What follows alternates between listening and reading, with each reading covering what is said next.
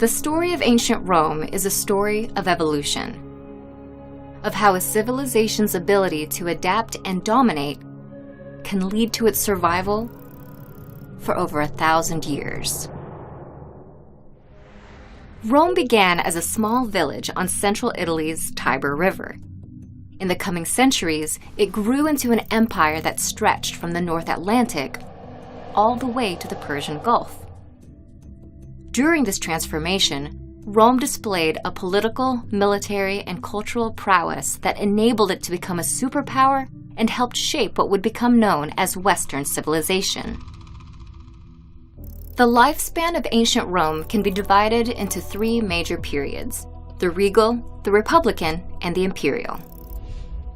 During the regal period, Rome was monarchical and ruled by a succession of about 7 kings.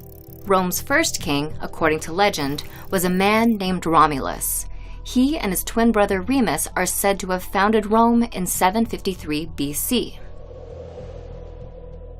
In 509 BC, Rome adopted a republican system of governance in which the state was primarily ruled by 2 annually elected representatives called praetors, who were later called consuls.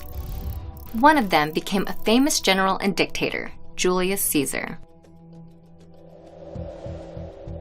The imperial period followed.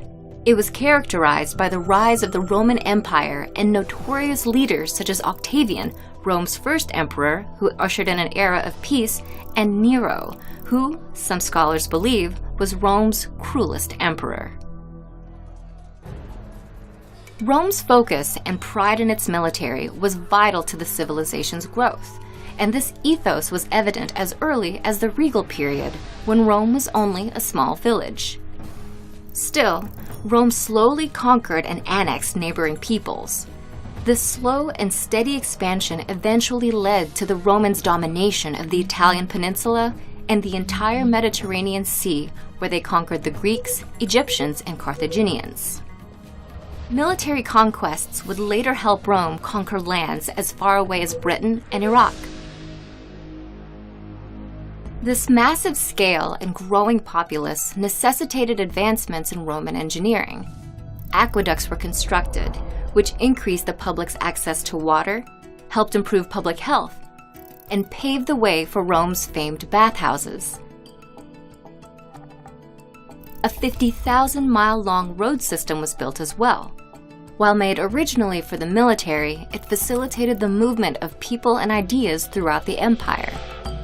This transmission of ideas and increased contact with diverse cultures also enabled other aspects of Roman culture to evolve. A key to Rome's success and longevity was the empire's inclusion of cultures from the lands they conquered. From the nearby land of Latium, Rome acquired the Latin language, which became the empire's official language and the ancestor to Europe's Romance languages. Romans also adopted cultural aspects from the ancient state of Etruria, including their religion, alphabet, and the spectacle of gladiator combat. However, no other civilization influenced the Romans as much as the ancient Greeks. Their influence is probably most apparent in Rome's art and architecture. Upper-class Romans commissioned paintings and sculptures to imitate Greek art. Greek architectural styles, such as columns, were implemented in Roman structures, such as the Pantheon and Colosseum.